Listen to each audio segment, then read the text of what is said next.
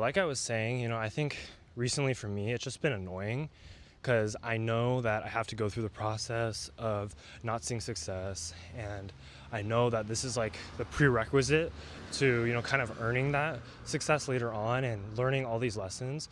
But when you see other people's stories of how they made it, you just think of like how fast it seems. And you seem like you're way behind, or it seems like you're not doing the right thing, or it seems like they just got like success really fast, but in reality it took them a long time. So I think that also each person makes it in their own way.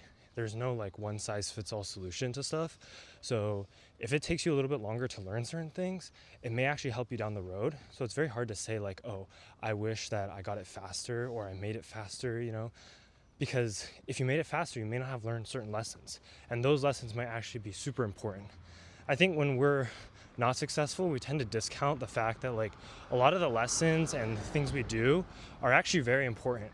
Those lessons would be highly valuable if we were successful, because of the fact that people would see us and they're like, oh, you're so successful, like must be the reason why. But like those same lessons and stuff you can learn right now, even when you're not successful.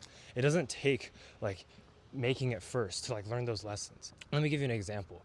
So maybe like when you're don't have a lot of money, learning how to kind of manage that and really budget correctly is something that you would think of like, oh, I have to be rich in order to really do that. But no, you need to do that now, so you're setting up that habit for later.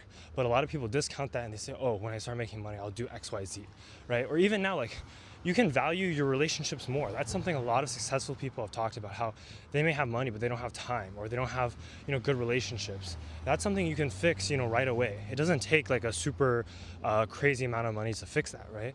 But like those kind of things, if a super successful person was to tell you, oh, you should like fix your relationships, you'd probably listen more just because they're successful. But the underlying message is really the same, regardless of who's telling it to you.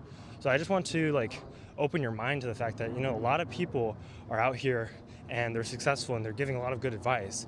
But just because they're successful in giving that advice doesn't mean that if you're learning lessons, even though you're not successful, like that doesn't count too. So like a lot of stuff like rejection, that's a super, super valuable skill to have like learned and kind of mastered the art of just getting rejected over and over again. So you're more callous to it and not like afraid to take risks. But that's something you can work on right now. Even though successful people say like, oh, it took years and years, but you can do that right now and you can start emulating that right now. I think a lot of people just like want to wait. They want to say, oh, like I'll do that later, but you got to start attacking and improving yourself in any way you can.